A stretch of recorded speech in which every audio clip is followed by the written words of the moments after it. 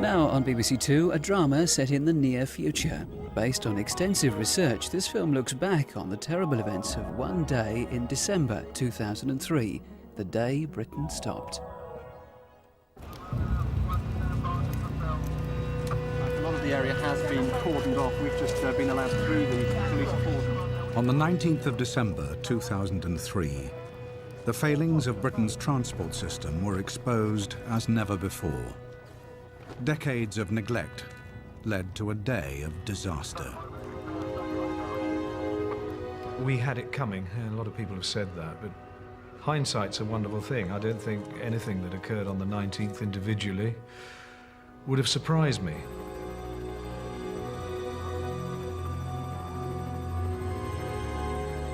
But I really believe there's no way we could have foreseen that chain reaction.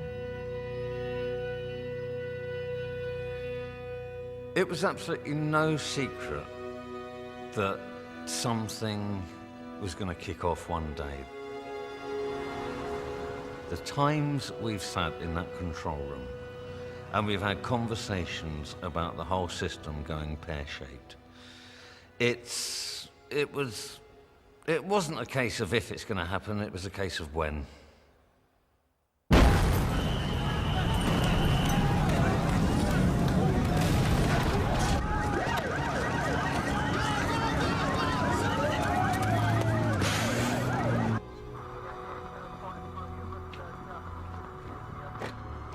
This was something that people knew was going to happen and should not have happened.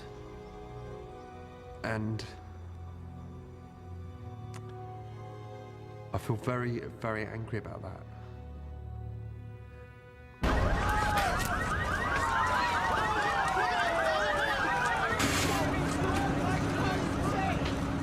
By the end of 2003, Britain's transport networks were running at many times the capacity for which they were designed. Every system was being pushed to the limit. Our roads were the most congested in Europe. Our skies were the busiest in the world. The rail network was lurching from disaster to disaster. 18 months after Potter's Bar, a fatal train crash in Edinburgh proved the final straw for the rail unions and would trigger the collapse of Britain's entire transport system. The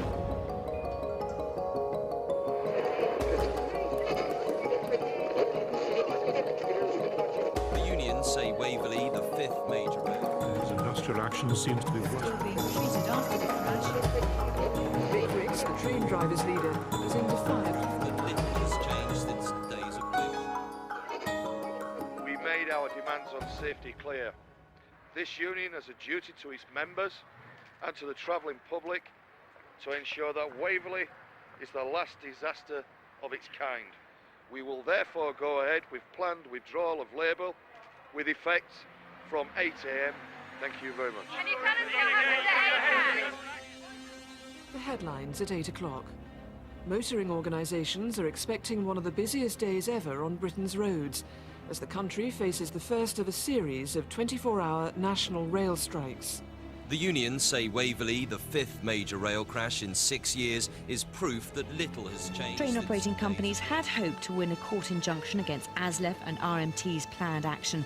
But since that's failed, it looks like the network will face the first Thousands effective of football national fans strike. travelling to Manchester for tonight's friendly international at Old Trafford are being urged to start Organisations their are predicting journeys. very heavy congestion, while airlines, which are running extra services, are stretched to capacity.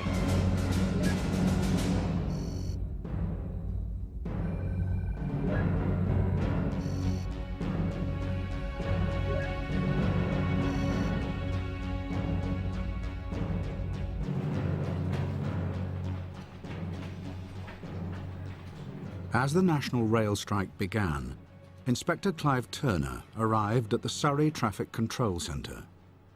As the man in charge of the southern half of the M25, he had the unenviable task of keeping traffic moving on Britain's most congested motorway.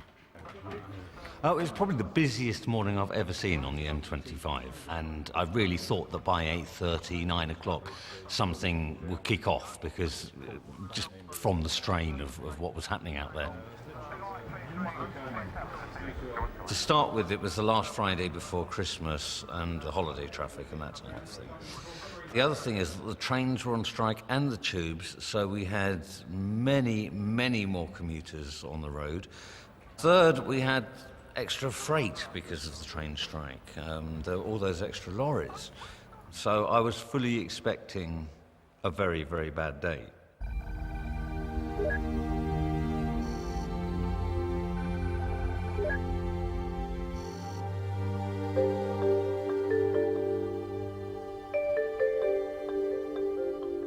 "400 miles north, in Edinburgh, the junior Transport Minister, Tom Walker, had spent the morning with inspectors from the Health and Safety Executive. Principally the middle sections. Oh, that was one of the issues raised by Southall, wasn't it? Yes. It was here that most of the wreckage from the Waverley crash was being examined. I mean, this is one of the wagons that was involved in the crash, and what we're looking at is the aggregate, the spread of the weight inside. It's called the gauge load spread.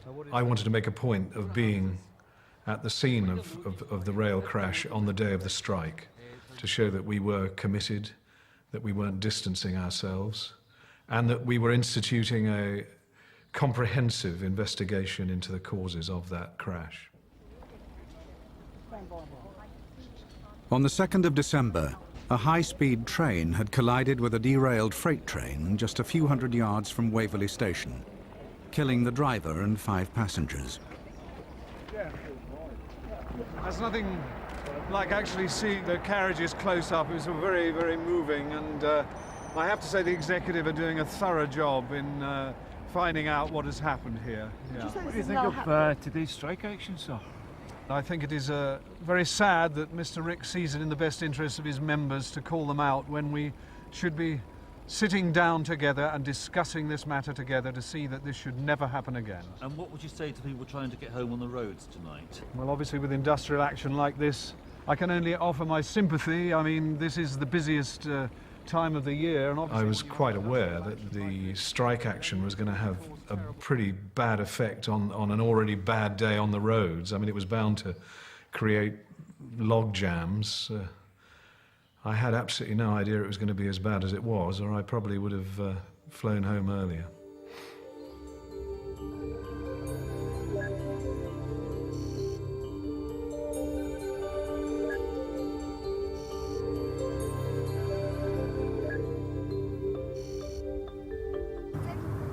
A unique record of the day's events would be captured on video by 12-year-old Thomas Gault. That morning, his family set out for their Christmas holiday in Spain. They had planned to drive from their home in Basingstoke to central London and then on to Heathrow. Marina's parents live in Bilbao, and you know, one year we spent Christmas with my parents in Brighton, and the other year we always go to Bilbao. We're just gonna go into town for a bit, because your mum wants to buy a scarf from Liberty's. For Grandma. Marina wanted to go into the West End to pick up a silk scarf for her mum, a last-minute present, basically. She'd had this mad idea the night before. Oh, I'll just go in, pick it up, and then we can go back and get the flight. And we looked at ways of getting in, and obviously with the train and tube strikes, that wasn't an option. So we decided that we could probably drive, if we left early enough, drive in, park at a long-stay car park, pick up the scarf, drive out, and get back in time to check in for the flight. You can wait when we get into London, all right? Are you all right for about an hour? Something like that? All right. Yeah? Good.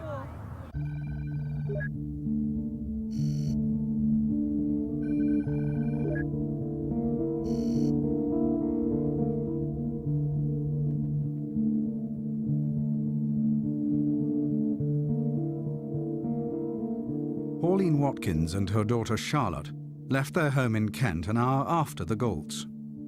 Like thousands of other England fans, they'd set off early for that evening's friendly international, being played at Old Trafford in Manchester. We live quite close to the motorway. We live in Swanley. So I drove up and I thought I'll just get on at Junction 3 there, which is quite close to where we were, and just go round the M25 you know, towards Heathrow, that sort of way. My daughter Charlie is a very keen football player herself. She was part of the girls' team at her school. So I had promised her that at some point I would take her to see a match, and I had thought that this would be a really good Christmas present. She was just so excited. I got it all plotted out. I knew what I was going to do, and I just knew that it would take forever. I mean, because it always does. I try and avoid that road anyway.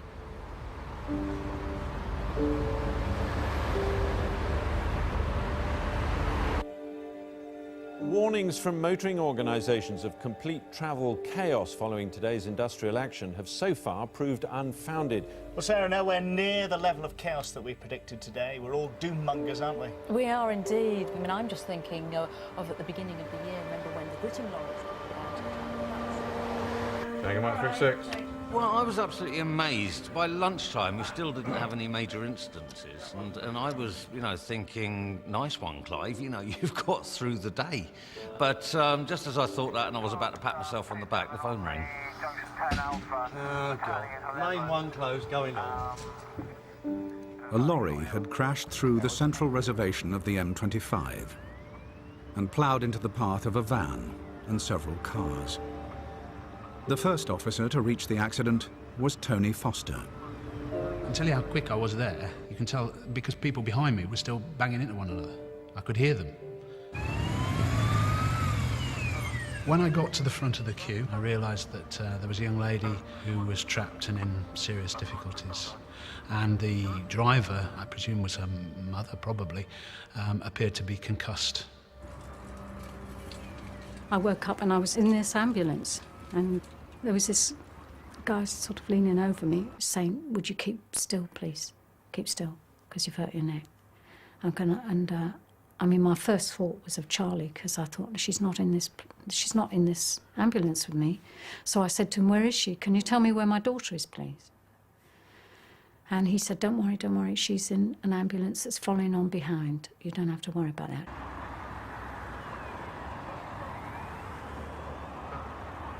When I knew it was a crossover, I just, you know, my heart sank. I just thought, this is it, you know. Under those situations, we don't have any choice. I mean, like, if there's possible fatalities, then we have to preserve the scene for evidence and that sort of thing. So we had no choice, and we had to close the motorway in both directions.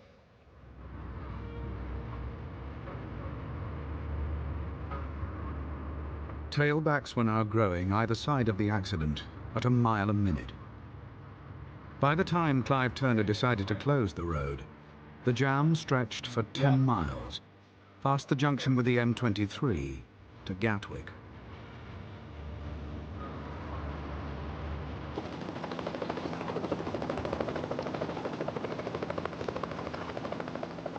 The BBC's helicopter was soon on its way to the scene with Anna Rajan, 5 Live's traffic reporter.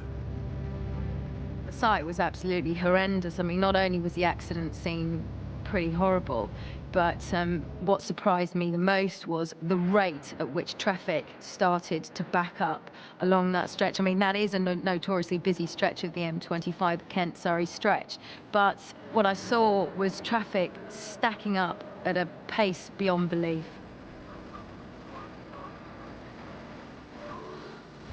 Clive Turner and his team were now in a race to keep the traffic moving around the obstruction.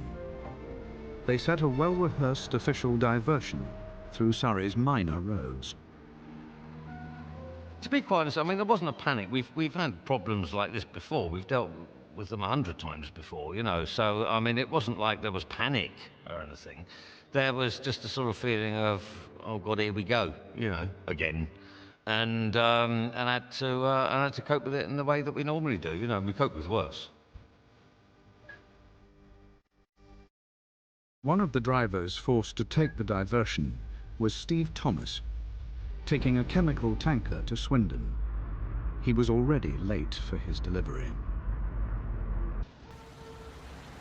We come off at junction 5 and with everybody, so it's now bottlenecked right up, passing back. Then I get a call from the client asking my estimated time of arrival, and I can't really put a time on it. I said I will be there knowing deep down that, you know, I said I'd be there at 2:30, but I was probably going to be there about 3:30. And then we just hit a brick wall. It was bumper to bumper. That morning, workers had started digging up the water main on a stretch of the official diversion, but no one had bothered to inform the police. Since the privatisation or deregulation of the utilities, quite often the authorities have got no more idea than we have of any roadworks. And, you know, by the time they found out what is out there, we've got sheer chaos. With the official diversion blocked, police sent hundreds of motorists down a hastily devised alternative route towards Kent. But within minutes, this new diversion was at a standstill. I could see up ahead an HGV stopped. And I found it was head-on to another truck coming the other way. Very narrow lane, nowhere to go. Standing next to the truck is an officer from Kent. So I said to him, you know, glad you're here. You can help me shift him out the way so we can get our reroute off the M25 down this route because we're stuck with waterworks over there. He said, that's funny you should say that because this is our designated reroute from Kent for the M25.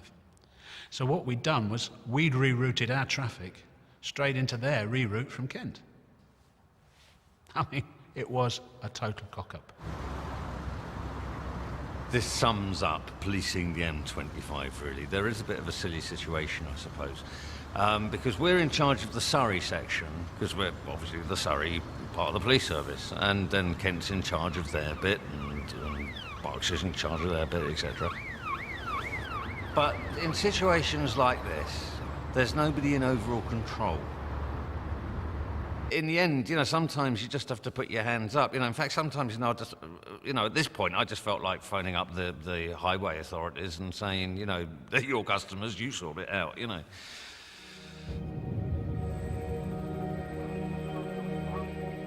By early afternoon, the conflicting diversions from Kent and Surrey meant thousands of vehicles were forming an ever larger clot of congestion, affecting all major routes crossing the area.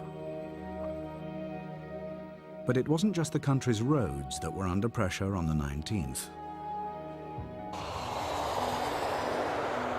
Britain's airports were also struggling, trying to cope with millions of passengers. With extra flights laid on due to the national rail strike, the Friday before Christmas was busier than ever. The demand for air travel has increased, so the sheer numbers of people passing through Heathrow have increased tremendously. There's no slack in the system now. There used to be. There's none anymore. When an airport's running at absolute maximum capacity like that, you have the tiniest little disruption in that tightly run system. And it's a brilliant system when it works. But my God, you know, the slightest thing and the repercussions just spread out like this, like a ripple. But it was not the passengers who would feel the effects of any delays most. It was the air traffic controllers guiding planes through the busiest airspace in the world.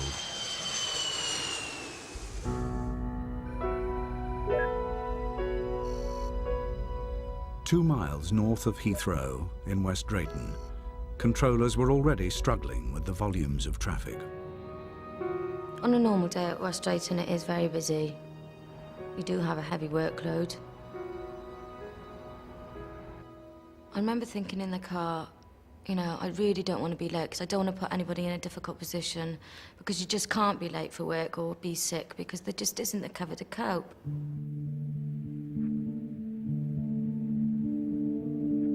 But eventually I got there just in time.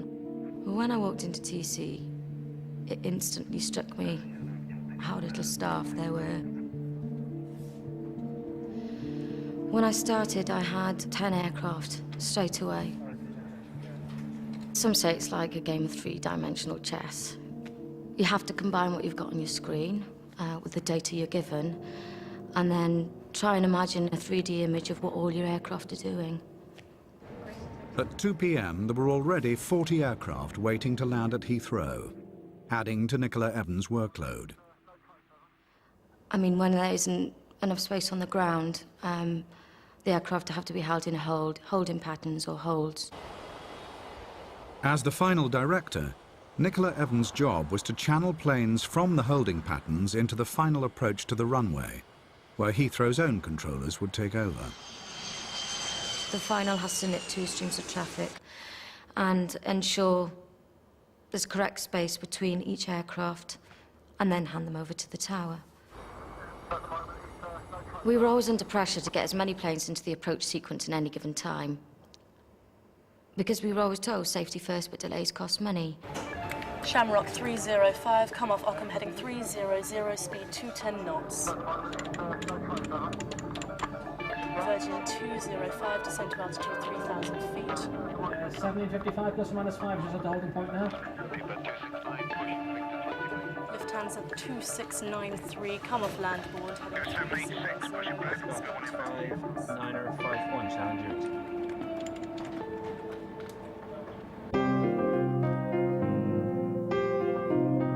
By 2:10, the accident on the M25 was causing tailbacks stretching 40 miles. Steve Thomas was one of only a few hundred drivers who managed to get through the chaos caused by the diversions and back onto the motorway. I thought to myself, you know, at least I'm heading in the right direction. And it was funny because there was breaks in the traffic, you see. You know, at one time there was, you know, you bumper to bumper, and next time he was able to pick up a bit of speed. And I thought, well, I'm going to make some time up here. You know, with a bit of luck, I might be able to make Swindon by 4 o'clock. When people are stuck in traffic for a very long period of time, they tend to, you know, accelerate away from it at huge speeds, especially people driving heavy goods vehicles. They're on their way to a fixed location. They've got to be there by a fixed time. That's business. So what happens is that they increase their speed, which is potentially very, very dangerous. Still planning to go into central London despite the heavy traffic, the Galt family reached the M25 30 miles ahead of the accident. They joined a relatively free-flowing section, just a few minutes behind Steve Thomas's tanker. We got onto the M25 and suddenly the traffic cleared, and for a while we were cruising along at 60 and it all seemed to go well, and the mood picked up and actually started feeling sort of quite festive actually, and quite excited about the whole idea, and you know, started even thinking, oh, it would be quite a laugh to go into town and see all the lights and show the kids Regent Street. Just don't all start singing on that horrible chorus, right? Just you wait.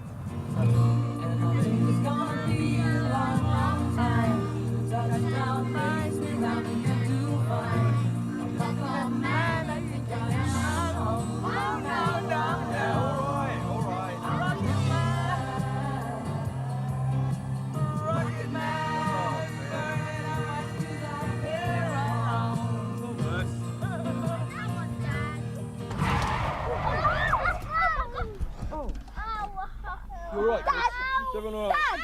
Dad, what are you doing? All right, I can see the car in front. It's okay. Okay. We could sort of hear crashing behind and screeching, and obviously people were going into the back of each other, and there was a sort of fear of like waiting there as well, just waiting for the car to hit us.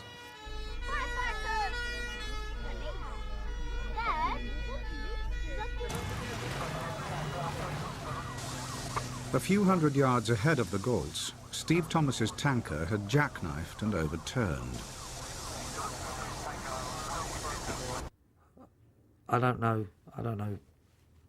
if it was my fault, the accident, because I can't remember. I'm not a religious man, but I just thought, thank God, you know. You know, I got away with it, which is all you can do.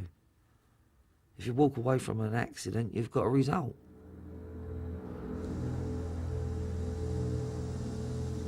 Although no one had been seriously injured, the tanker accident would cause Clive Turner an even bigger headache than the first pile-up at Junction 6.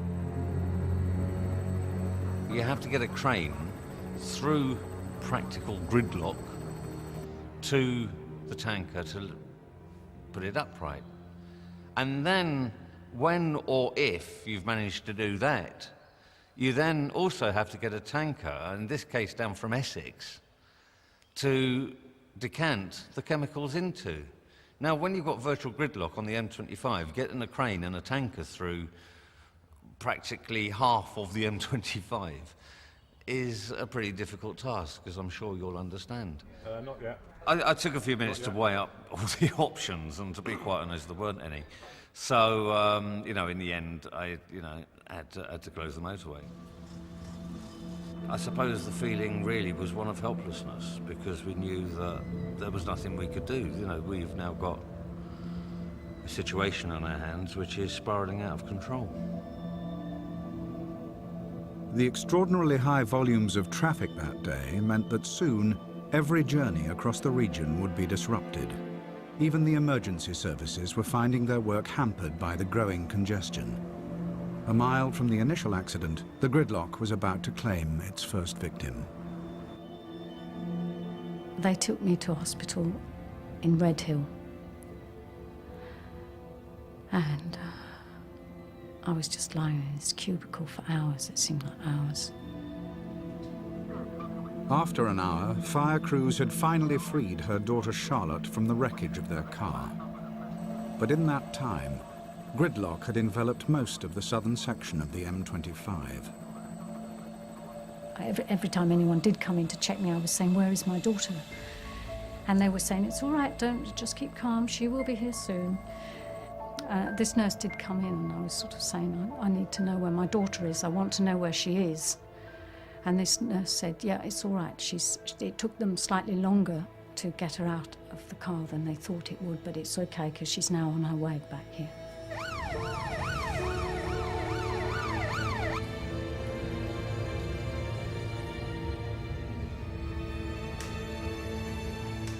This young doctor suddenly appeared through the curtain, and I just looked at his face, and he didn't say, he was obviously trying to say something, but was unable to do it. And I looked at his face, and I just knew. I don't know how. I just knew. I knew what he was going to tell me.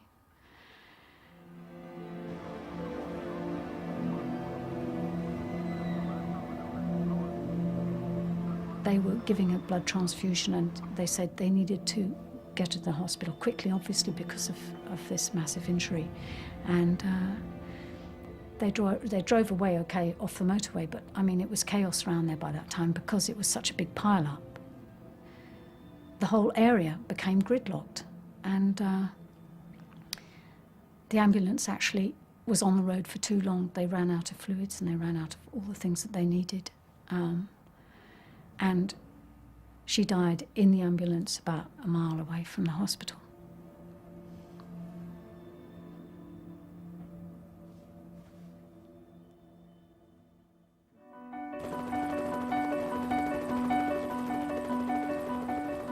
Well, by 3:30 in the afternoon, there was so much congestion on the motorway, on the M25 and on surrounding routes. Lorries, cars had to go through central London to get anywhere. But heavy goods vehicles rerouting through the capital soon meant that central London was itself plunged into traffic chaos. All the approaches to the M25 and thence into central London are at a standstill. AA Road Watch said the situation in London was the worst it had ever seen. Earlier traffic... If anything happens on the M25, there's a knock-on effect throughout the country. I mean, it's basically the biggest roundabout where all the other motorways meet, not all of them, but lots of them.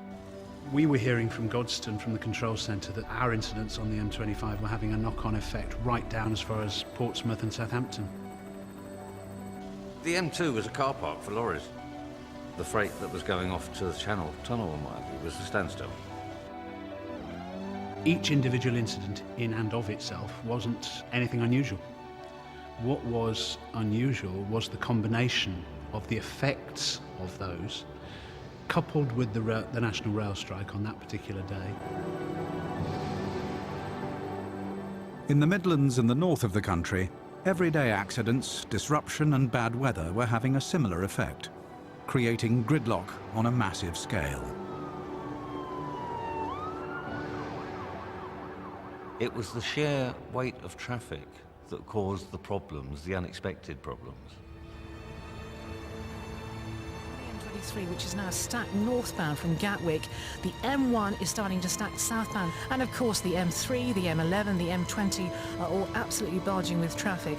All national motoring organisations are wanting to keep off. A day of havoc on Britain's roads. Gridlock on the M25, paralysing the road network in and around London. But the traffic chaos is not confined to the southeast. Northbound through Yorkshire, the A1 is experiencing particular problems. Kettering and Northampton have seen heavy congestion throughout. By further emergency bridge work being... Chaotic traffic jams in memory. Nightmare, completely gridlocked. At a standstill. Much of the surrounding Coast paralysed. Joining us on the line now is Mick Ricks. He is the General Secretary of the Rail Union ASLEF. Well, Mr Ricks, are you proud of bringing the country to a standstill? Well, I don't think there's any need to be proud or vitriolic about anything. I think this action is well justified.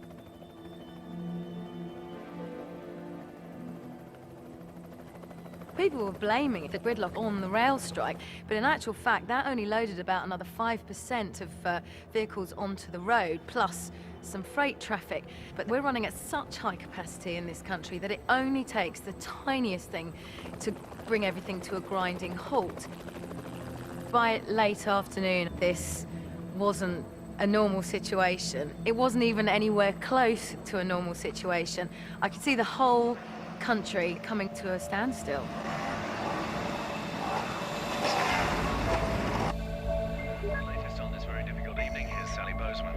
Thank you, Johnny. Well, traffic around the M25 is now virtually gridlocked following two major closures. Now, there's one between junction 7 and 4 near Orpington and M23. There's another one at junction 13 near State, which, by the way, may be there for some hours to come, according to police. It came on the radio that there was going to be a long wait if you were stuck on the M25.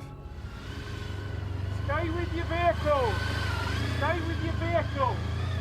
Stay with your vehicle!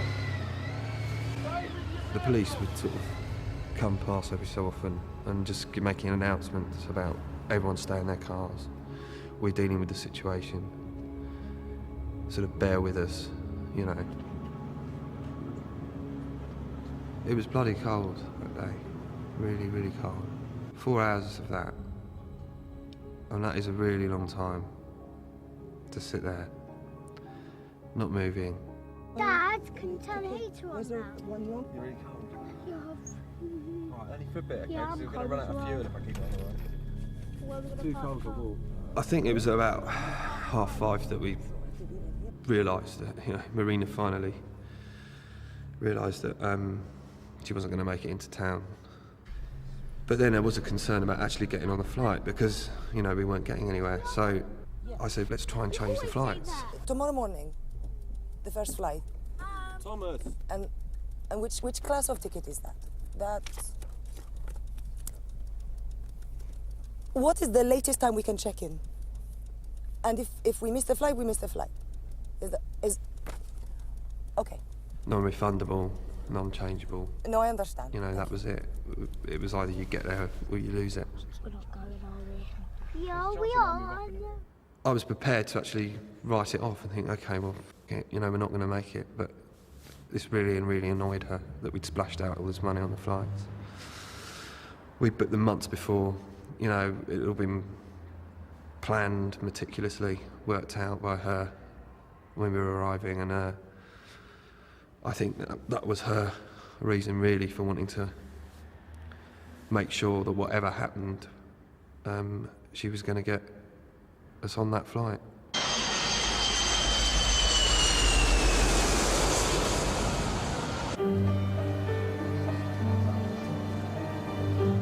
By 6 o'clock, the gridlock around London meant thousands of passengers had missed their scheduled flights, and many others were stuck at the airport. Essential staff, including pilots and air traffic controllers, were now stranded, unable to get to work. Staff in Heathrow's tower feared the next shift might not make it through the traffic in time. As a supervisor, I was actually a bit worried. I was ringing the controllers to see what time they thought they were going to arrive. And one of the ground controllers said that he thought he was going to be late, and he was very worried because the state of the roads was pretty bad. Tower controllers look after as many as 87 planes landing and taking off from the airport an hour. Heathrow normally operates with 2 parallel runways, one for arrivals and one for departures.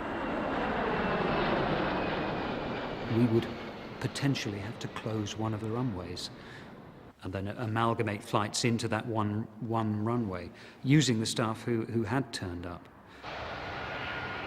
But closing a runway would lead to the cancellation of dozens of flights and cause severe delays to those planes heading to Heathrow. Approach controllers at West Drayton would then face yet more pressure to pack planes closer without compromising safety.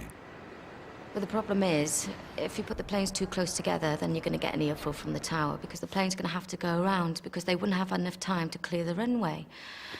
Which means then that's an extra 15 minutes, because the plane's going to have to be vectored back round into the approach sequence. I mean, that used to happen once or twice a day at Heathrow. I mean, it's quite common.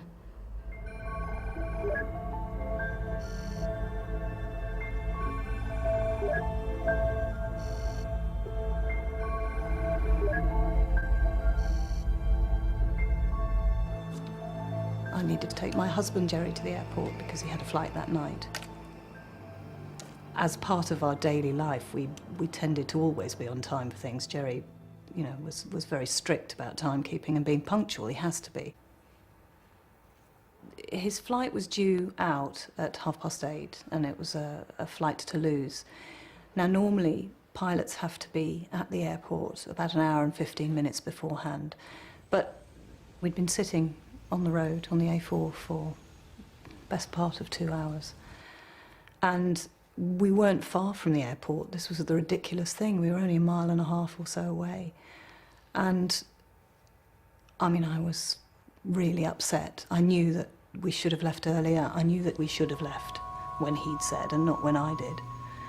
Jerry looked now highly likely to be late, and this was just unthinkable.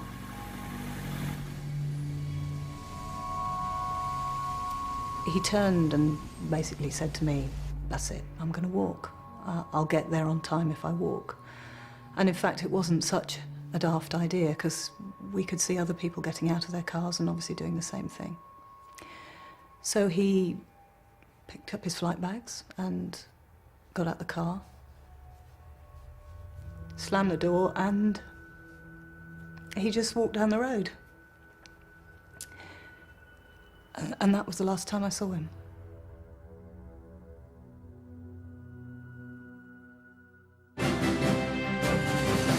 Good evening. On what is already being called the day Britain stopped a national rail strike, severe delays at all major airports, and this evening much of the country's roads network at a complete standstill. Tonight, with the emergency services at full stretch across several regions, we ask, is the United Kingdom facing a transport meltdown?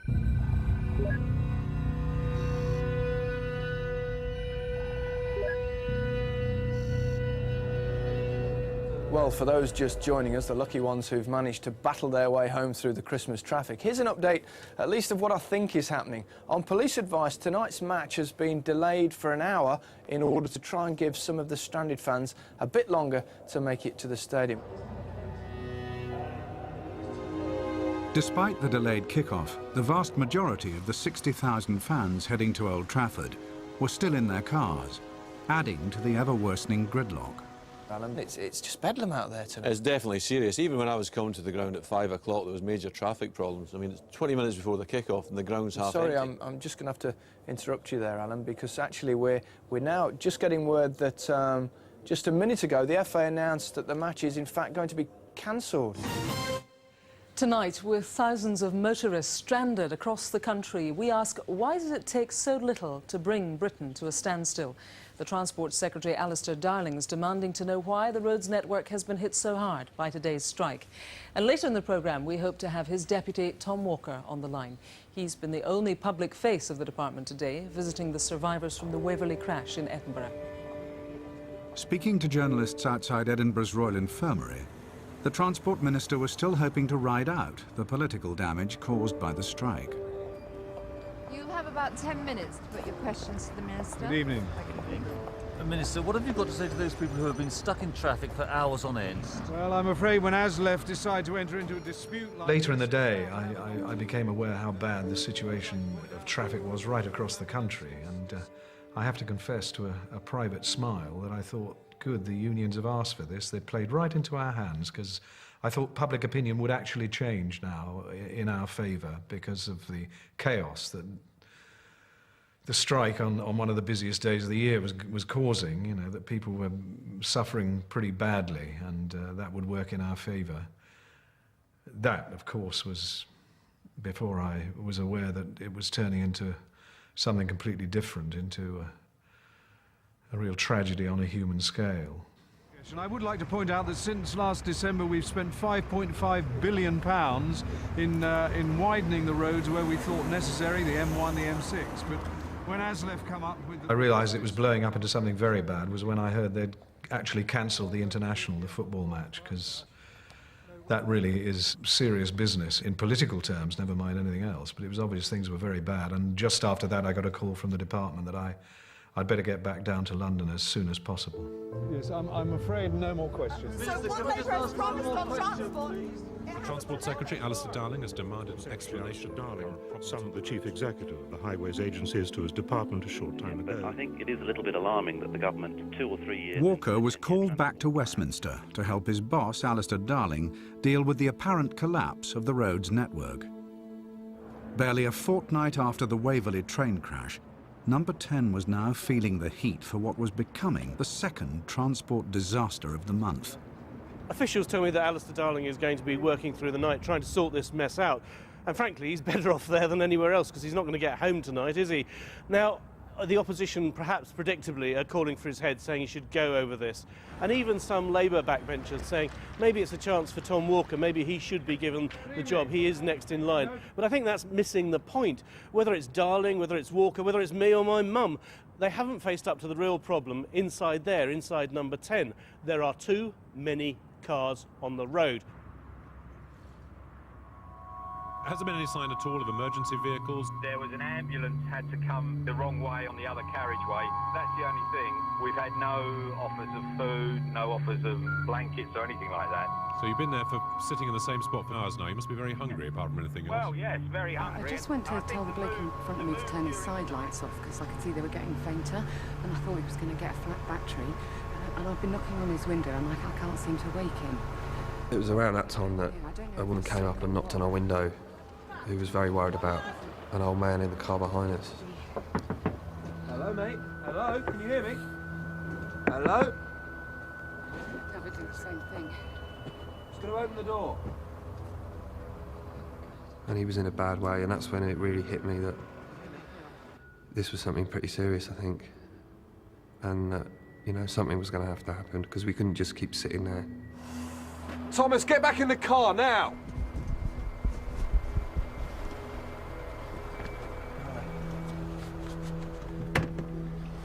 What happened? It'll be okay. I hope so. They're taking him off anyway. Just a bit of, he's feeling the cold a bit, you know. The cold? Yeah. All right, kids. Okay. What are you doing? I think we should leave. Come on, kids. Put your hat on. Come on. Anna. No, we can't just leave. Why not? Everybody else is leaving. Marina?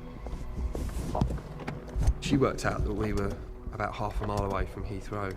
Marina, we can't just leave. But police were everywhere, you know, because they were dealing with this guy behind. So I was kind of very worried about, you know, they were telling us to stay with their cars. I mean, I'd still worried about getting arrested. Look, they're all just getting cuffed. Anyway, the police are just there. Look, they might see us. Look, what about the presents and everything? We can't I just don't leave them. care about the presents, okay? It doesn't matter. Look, we can't just leave everything. Why not? That's why we have insurance. Come on, let's get the kids are cold. Come on. Look, all right, okay. Look, I'll come with you, all right? And then I'll come back to the car. Just hope they don't tow away in the meantime, and then maybe I can get a flight tomorrow or something. Okay, let's go, quickly. All right, come on. You ready, Anna? Yeah? I'm not asking you, I'm telling you. Get back in the car, wait with your vehicle. And you're in the red, get back in your car now. It was descending into a kind of anarchy. I mean, just people start losing it, I think, because they'd just been there so long and it was getting so cold. Some people actually trying to drive up the banks, God knows where to. Lots of deserted cars, which is a very bizarre sight on a motorway. You look round and there's, you know, lots of cars just left. So in one sense, actually, it was a sort of nice feeling to get out of that and to actually think that we were doing something other than just sitting in a car waiting for something to happen. I told you! You in the red, get back in. All right, sir, yeah, we're just going. Don't move me, children! I told you, right? You've got to make sure you come with me. Stick with Mum, right? Go for it.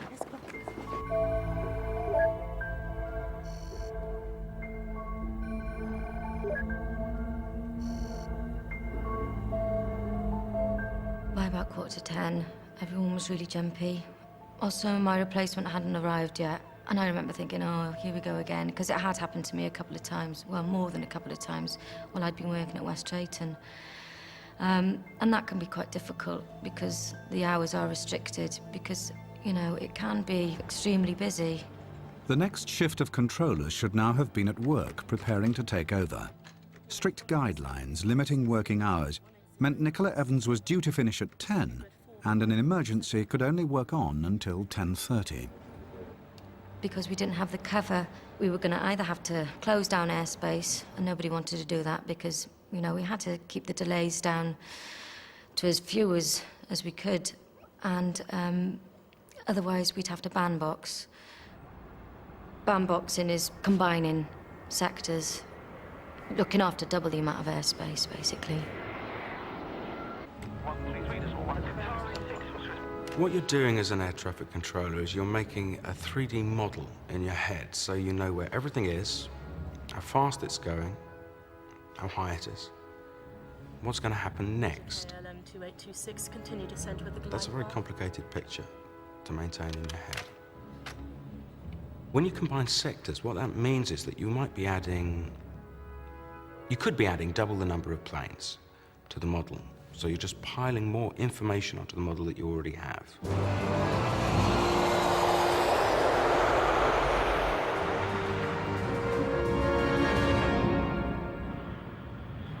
is that another convoy? It travels so fast. Turn that thing off. We've just got to get there. Please, turn it off. Why? Because we've got to get there. We just walked about half a mile, I suppose, but it seemed quite a long way. Just through very dark, muddy fields. We could kind of see the lights of the perimeter fence way off in front, and you could see the planes coming into land. And at that point I was just thinking about how on earth we were going to get to the airport, because I didn't know, I was trying to work out where the terminals were. Just round the corner, out of nowhere, these hopper buses came driving round just at the point we'd come out. This is a bus. We're going to try and fly.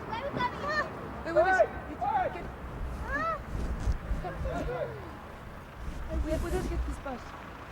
I ran out and flagged it. We'll get a flight tomorrow. You're going to go. Okay, you're going to miss the flight. Take this. Right. Okay. See you later. Bye-bye, darling. Thomas! Okay, get on. Come on, Thomas. Give me the camera. All right? See you later. Make sure you get the flight. Yeah. Love you.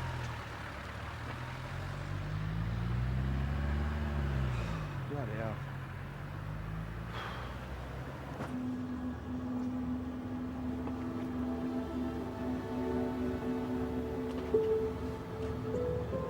I walked back to the car. And I was really sort of getting focused on just trying to get back as quickly as possible, because I thought they might start clearing the motorway or something, you know. And I was starting to get very worried about my car getting towed off, me coming back, and for some bizarre reason I thought I'd come back and the whole motorway would be empty and my car wouldn't be there. But even 8 hours after traffic had first ground to a halt, police were still ordering drivers to stay in their vehicles. It was getting much colder, and we were then seriously concerned about people who'd been in their cars for a very long time. We began to realise that the advice to stay in your car was not necessarily the most sensible one to be giving. You know, you get to the point, especially on a cold day like you know, it was on this day, where, you know, I think in the end, you know, you'd rather have abandoned cars than people dying in their cars, really. Please leave your vehicles, lock them, and move down the hard shoulder. You'll be in central direction. The emergency services now realised that the situation was so grave that for the first time ever they would have to implement Operation Gridlock, a confidential plan drawn up in 1999.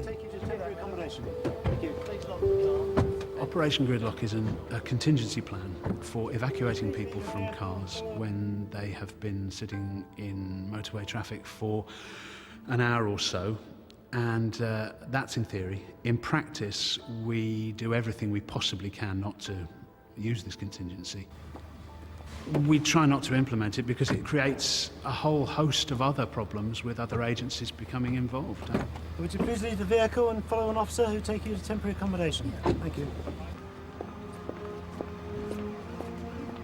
We have the simple logistical problem of where to put people, you know, then you've got blankets, then you've got drinks, then you've got to provide food, and, you know, just imagine, if you can, the problems that we were faced with that day.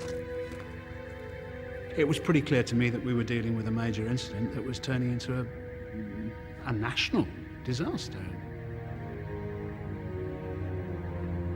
I was thinking about how utterly kind of surreal it all was, because it just seemed very bizarre that there I was on my own, standing in a muddy field in the middle of Surrey on the M25 drinking a cup of tomato soup. I was also wondering, obviously, if they got on the flight at that point. I didn't even know if the flight had left because of all the delays. And just thinking, I wonder if they're on it, I wonder how the kids are, whether they made it in time. Fever 482, Roger, stand by for due to a bit of ground congestion, I'll call you. Smooth 574, after an airport. Marina Galt and the children arrived at Heathrow just before 10, an hour after their plane had been due to depart. But the BA flight to Bilbao was still on the tarmac, with no guarantee that it would leave that evening, as the airport was on the verge of shutting a runway. In Heathrow's tower, Matt Ogden was still waiting for his next shift of controllers to arrive. I was getting very concerned. We'd been trying, immediately I was trying to get on the phone to them, speak to them. I couldn't get through, and I knew how bad the traffic was. It was absolutely chaos out there. But at 10, the controllers did arrive on time, and we were able to complete the handover, which was a relief. It meant we weren't going to have to shut the runway down. The BA flight to Bilbao was now cleared for pushback. Speedbird 972, stand by for start, Brooklyn Park, 6 Golf, 1173.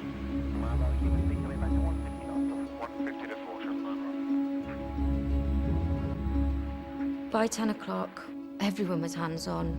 My managers, supervisors.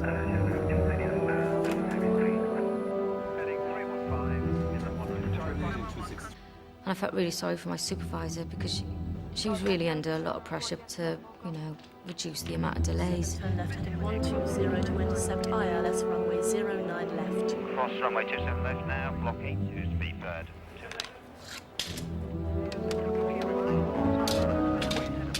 So I volunteered to stay on just an extra half hour till 10:30. At what should have been the end of her shift, Nicola Evans had agreed to double her workload and continue for an extra 30 minutes. As the final director, she was the last person to speak to pilots before they switched frequencies for Heathrow's tower.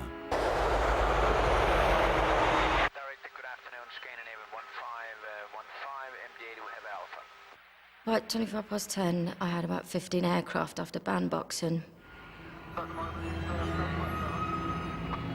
7305, descent to altitude 3,000 feet. I was just feeding them through into the approach sequence. At that time, I remember I had an Aer Lingus, a CSA, and a Speedbird 767. So I cleared the Aer Lingus for the approach sequence and told the pilot to contact the tower. Shamrock 305, speed 160 knots to 4 DME, contact Heathrow Tower on 117.1. Push approved, everyone inbound parking on the right. I thought it best to tuck the CSA in behind the Aer Lingus. Photographer 101, contact Heathrow Tower 118.7. About 25 past. I remember looking at my watch and thinking, you know, my relief hadn't arrived yet. And I remember looking around, and there was nobody there to cover me. And then I looked back at the screen and I realized that the separation was degrading. And looked down at my strips and realized that I'd turned the CSA into approach, but I hadn't slowed it down. The Czech CSA plane was now getting closer and closer to the Aer Lingus aircraft in front. Without adequate separation, it would have to carry out a missed approach or go around, as the Aer Lingus plane would still be on the runway. And it sounds stupid, but the only way to contact the CSA plane was through the tower, because the pilot had already changed frequencies.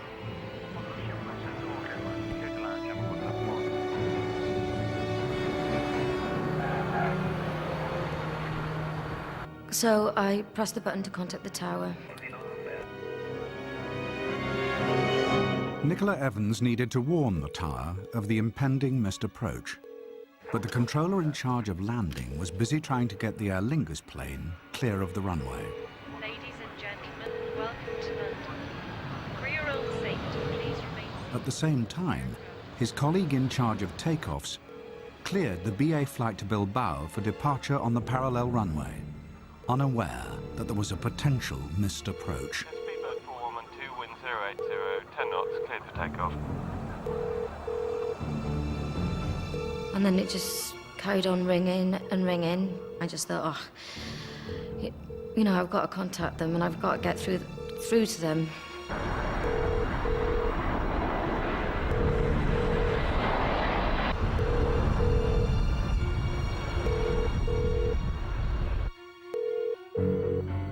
I pressed the button for the priority line. And that was ringing and ringing, and it must have only been for a few seconds, but it just felt like forever.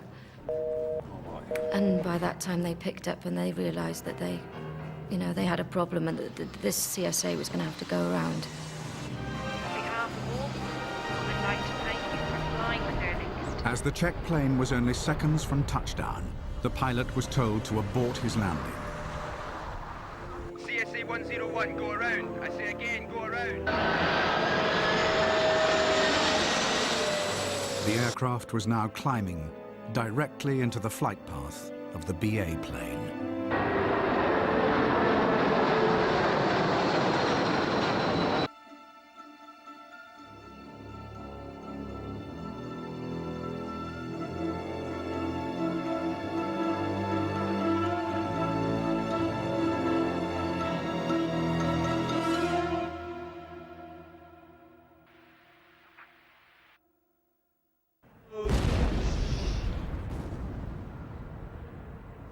Bloody hell.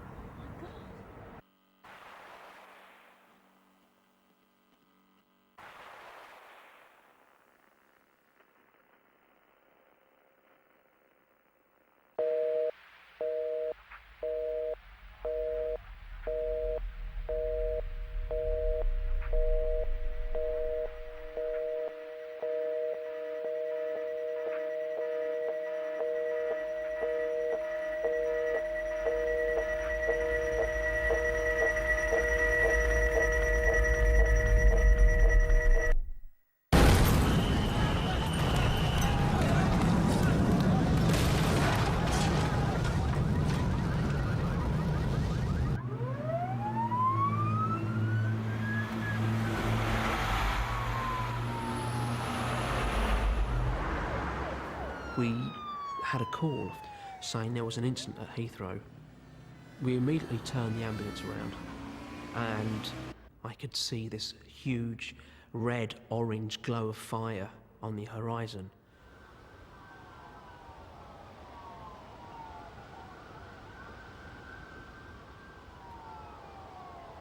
and we're just getting reports of a large explosion in the west of London. Sarah, I'm sorry to interrupt you here, but we're getting reports of a huge explosion west of London. That two planes have collided over London. And wreckage has been sighted coming down in the Hounslow area of West London. I'm sorry, we've no word yet on casualties. With the main arteries across London gridlocked, the emergency services had to struggle to the scene using minor roads.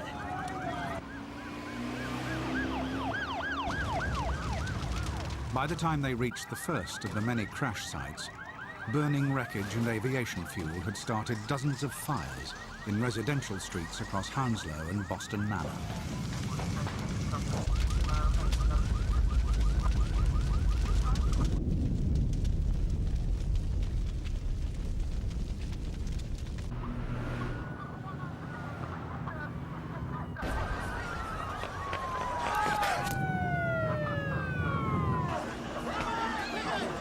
Jesus, mate, the same instant, mate, pumps 10. Status 3, over.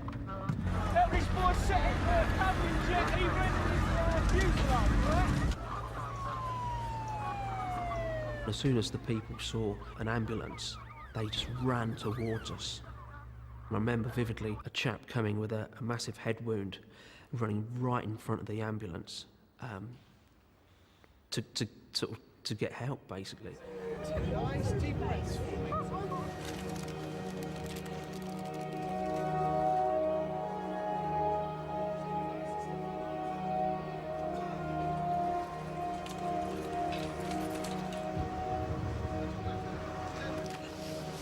Well, on the line now, we have an eyewitness who's very close to where the wreckage came down, Sam Wilkes, who lives just a few streets away. So what did you see?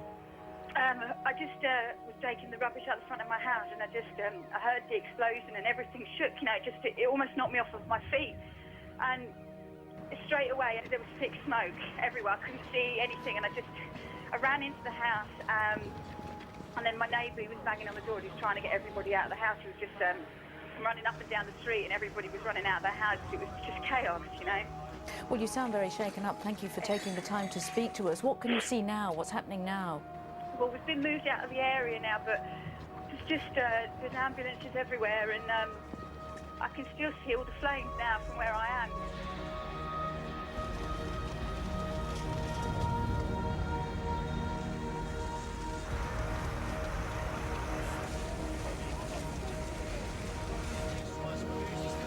Just get him in and we'll check.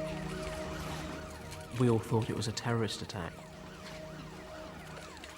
That was the general feedback that was going through all the paramedics, all the different services there.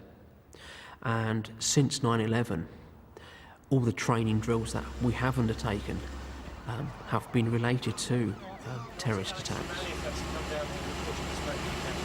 What was going through everyone's mind was, are there more planes coming down?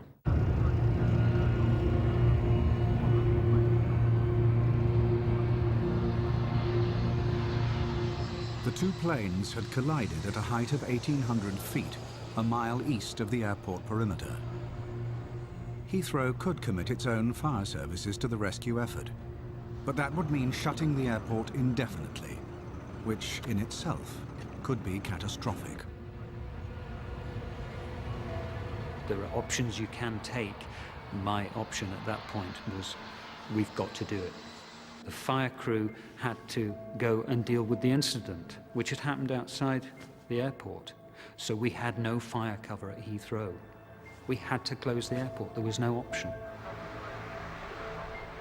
But with Heathrow shut, Dominic Steele feared that there wouldn't be enough landing slots in the southeast for the 40 planes holding in the sky above the airport. And with emergency fuel reserves cut in the name of economy, the planes might not make it to airports further afield.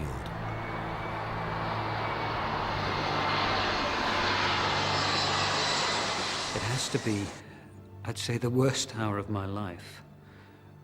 When you take a decision like that, you're faced with the consequences. You know that those aeroplanes are up in the sky. They've got to land somewhere before the fuel runs out.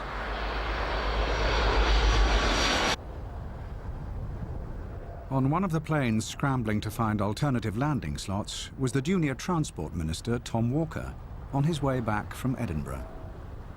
We got to Heathrow and we started circling in a stack for about half an hour.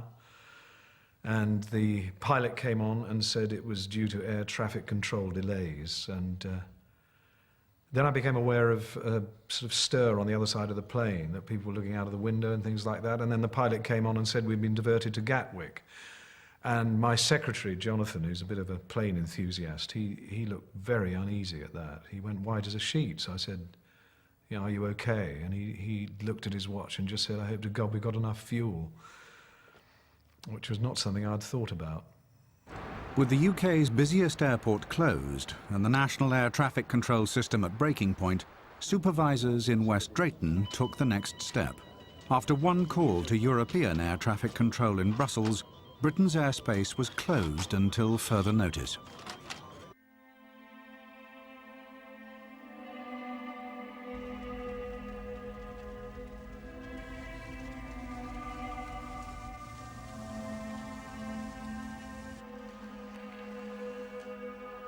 It was only when we got more information from the police helicopter that we actually found out where the actual crash site had finished, and it was huge.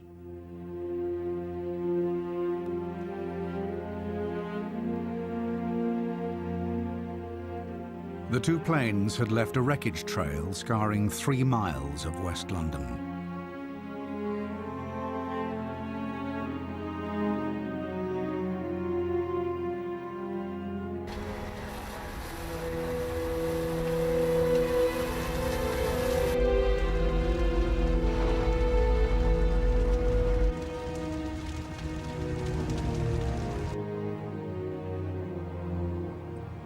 At approximately 10:29 this evening, 2 aircraft, a British Airways flight BA112 and a CSA check plane were in collision over Hounslow. It's still not clear how the accident happened, nor do we have any figures yet for the number of passengers and crew on board. I'm not able to give you any further details at this time. There will be a full briefing at 1 a.m. at the Heathrow Airport Press Centre. Thank you. How wide now is the crash site?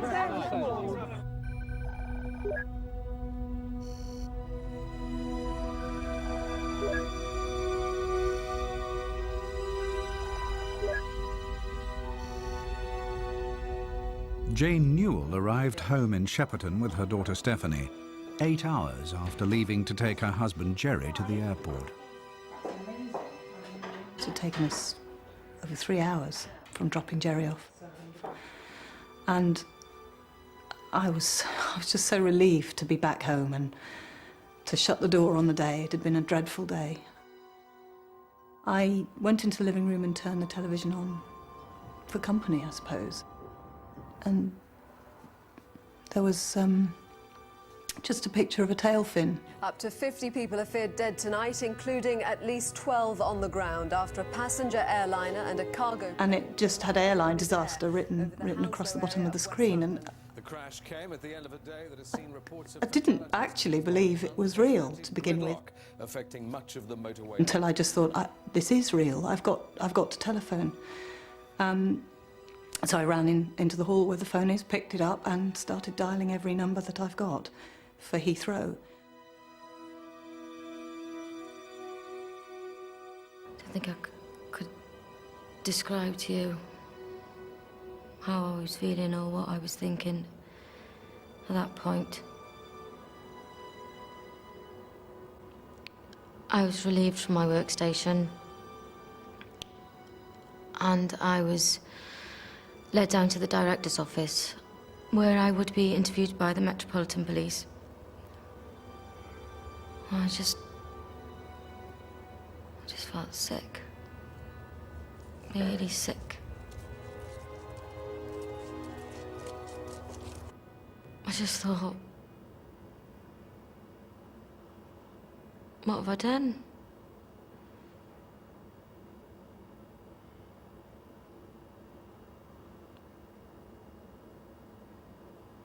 What have I done?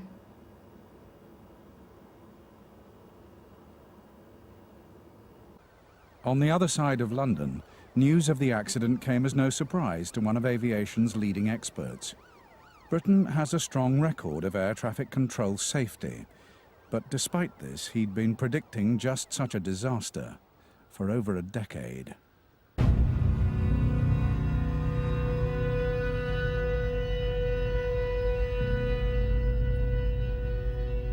I was going to the pub, in fact, and I had a phone call from Alan, who works in the office, and he said, are you watching television? And I said, no, I'm not watching television. And he said that a couple of planes had come down. And my first response was to ask him where, and he told me Hounslow. Knowing where the planes had come down made me realize almost immediately what would have been the cause of that. To a degree, I kind of feel like I'm like the Cassandra of the aviation industry, so I've been prophesying doom and gloom, and those prophecies have been falling on deaf ears. Maybe 40, 50 times I was trying, and it was well over half an hour by the time I did get through to someone. A woman from Surface Air, I think, who actually had no information at all. And I mean, I was desperate by this time. I did, I'm afraid, shout at her and say, I must know something. My husband's a pilot. He was on the Toulouse flight. Please tell me something. Eventually the woman came back and said, it's all right, it's the flight to Bilbao. I was virtually crying. I was so pleased it wasn't Jerry's flight. And then the phone rang again. I thought, you know, it had to be Jerry. He'd heard, and he was just going to phone and tell us it was all right. But it wasn't. It was the airline. And a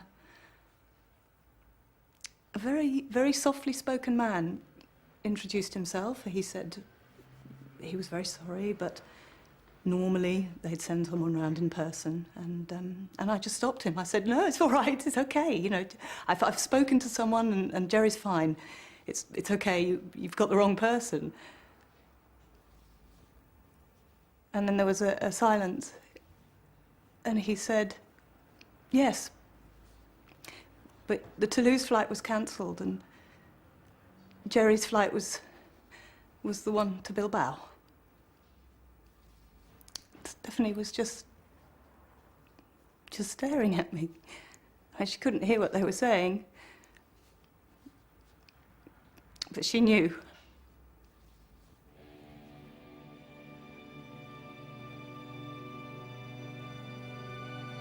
The air traffic confusion immediately after the accident meant Tom Walker's plane was initially diverted to Gatwick, only to find on arrival that so many other planes had been sent there, it would have to be redirected again.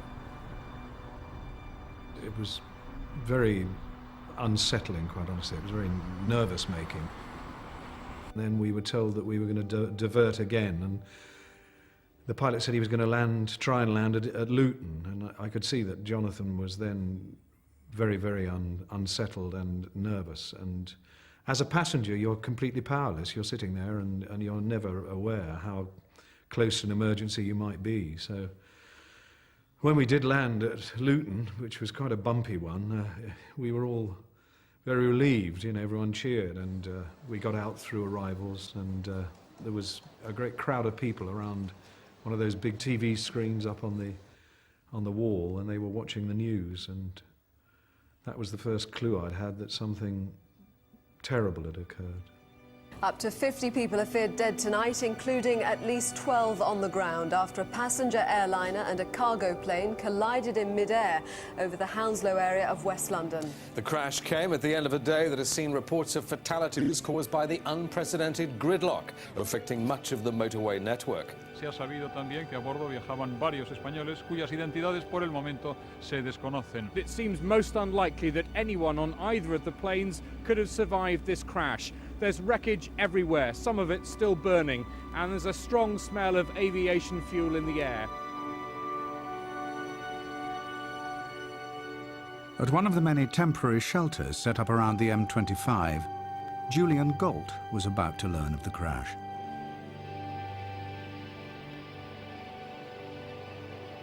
News flashes started coming over the radio about an air crash at Heathrow. With very few details at that point of what it was. And they immediately started giving out a number to call. And eventually I get through and speak to this woman, and she said to me it was the BA flight to Bilbao. Just asked the strap, I said, right, were they on the flight? And I just heard her start crying.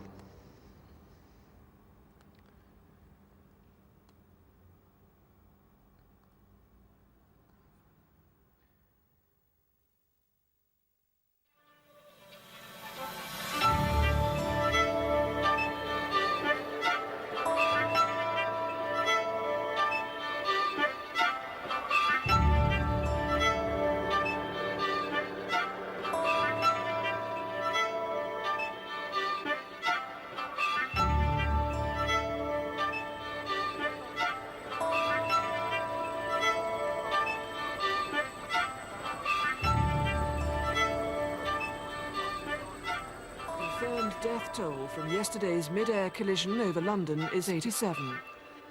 The disaster came at the end of a day that had already seen unprecedented congestion levels on Britain's roads, leading to a humanitarian crisis. Thousands of drivers were forced to spend a night of sub-zero temperatures in their cars across the country. I decided to go out and actually have a look. You know, we were only on the edge of the motorway, the control room, so I went out and had a walk on the slab, as it were. It's probably the most surreal thing I've ever witnessed, because there was the M25, and for the last few years of my life, been watching cars zooming around, you know, and it's been this sort of like continuous humdrum noise of traffic. And there was a sort of deafening silence and abandoned vehicles. There were people starting to turn up and reclaim their cars, and there were sort of like passages now where we could get tow trucks through and move things out the way, and that was starting to happen, but it was obviously not going to take, you know, a day, 2 days, it was going to take weeks. As police and the army struggled with the logistical nightmare of clearing the roads, the impact of the nationwide gridlock began to emerge. 5 people had died from hypothermia. Tens of thousands had been trapped in their cars overnight, and nearly 1 million vehicles were still abandoned on the motorways. 64 passengers and crew had died in the mid-air collision, and 23 had perished on the ground. But it was remarkable that the death toll was not even higher.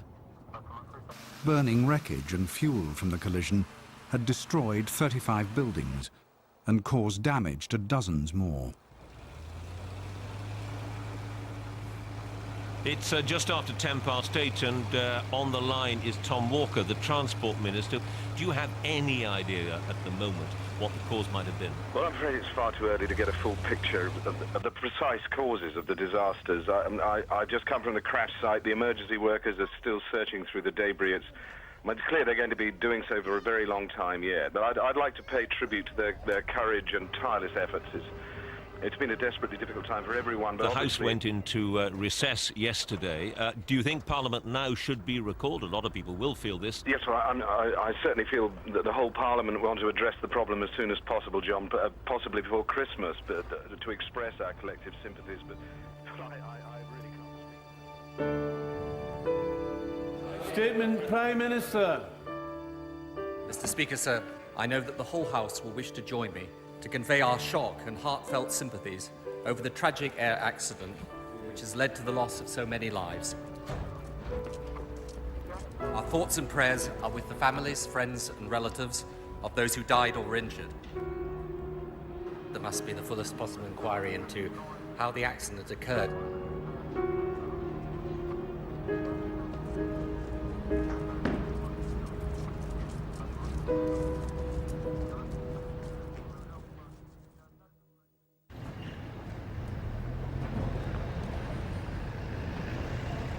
The 3 air traffic controllers, whom it's alleged may have been responsible for the Hounslow air disaster, face charges of multiple manslaughter. Nicola Evans, Rick Sullivan and Dolan Cannell were all working for National Air Traffic Services last December when the BA jet collided with a Czech. One man would hold the key to their defence. Daniel Boyd had been appointed as an investigator by the Czech authorities within hours of the crash. But in October, he was contacted by Nicola Evans' defence team. What Boyd revealed in the first meeting with Nicola and her lawyers would dramatically change her understanding of the disaster. He leant over to the man next to him and said, it was just like Carrie's incident. And I just thought, God, this happened before. There was an incident in 1997, which was known in the industry as Carrie's incident, because there was an air traffic controller called Carrie. This wasn't a collision, it was a near miss, so nobody was killed, but it was a very close near miss. And as now, in 97, this woman, Carrie, was forced to shoulder the blame for something that could have been a monumental disaster. And I could see exactly the same thing happening now. For years, I have been banging at the door of the industry saying, this is not human failure. This is not Carrie's fault, or this is not Nicola Evans's fault. It's not the air traffic controller's fault. It's the fault of the system. And I should know, because NATS commissioned me to write a report looking at the parallel runway operation at Heathrow. And there were certain aspects that gave me great cause for concern, and the key thing, which is connected to the December the 19th incident, was this issue of the missed approach procedure. There are hundreds of missed approaches a year at Heathrow, a figure that's grown with rising air traffic volumes.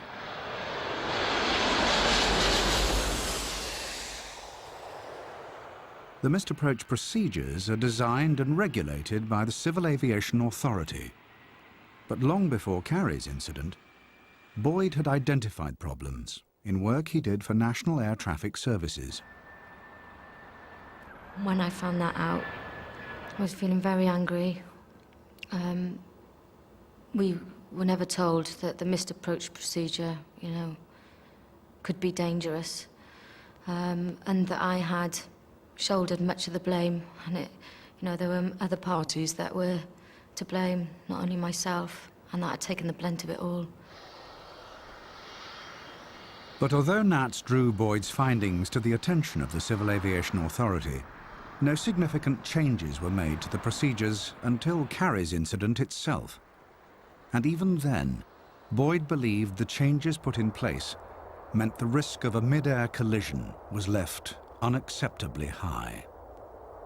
Well, very clearly we are all in denial, collective denial about capacity.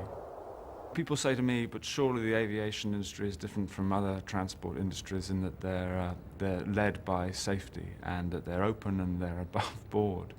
And my response to that is, you must be joking, don't make me laugh. I have walked through the wreckage of many planes, too many planes than I care to remember, around the world, and have seen the sort of human cost and the tragedy connected with these things. In a dramatic development this afternoon, the Hounslow air disaster trial collapsed. The prosecution dropped manslaughter charges brought against the 3 air traffic controllers blamed for the tragedy in which 87 people died. 5 days into the trial, Daniel Boyd's evidence had caused the Crown's case to collapse. Miss Evans offers all her condolences to the bereaved and injured and to all those affected by this terrible event. Not a day goes by without Nicola reliving this terrible accident. If Nicola could turn back the clock, she would. Nicola would also like to say that she is personally relieved that the prosecution, albeit very late in the day, have seen sense and dropped this case against her. Nicola is particularly anxious that the pending public inquiry should finally start as soon as possible and help prevent this accident ever happening again, and also to find out those who are truly responsible. Thank you.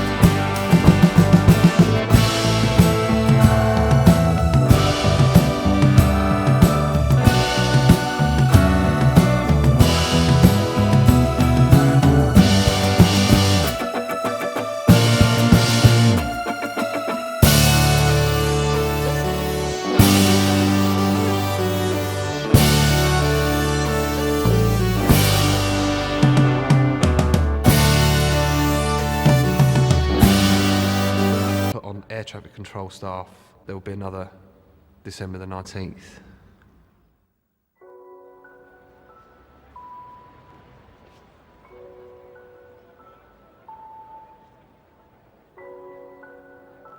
It was very difficult for me to see the victims' families there.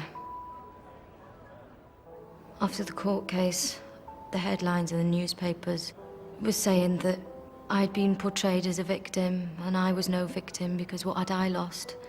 I hadn't lost a loved one or anything, and it's not really about what I've lost. You know, it's what I've got to live with.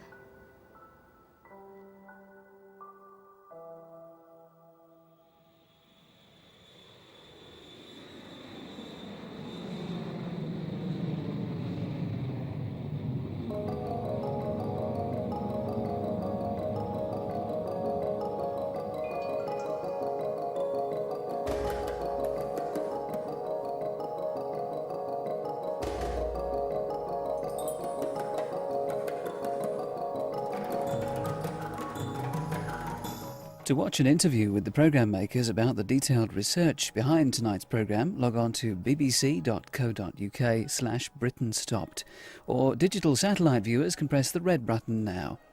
Newsnight discusses the issues raised in The Day Britain Stopped here on BBC Two next.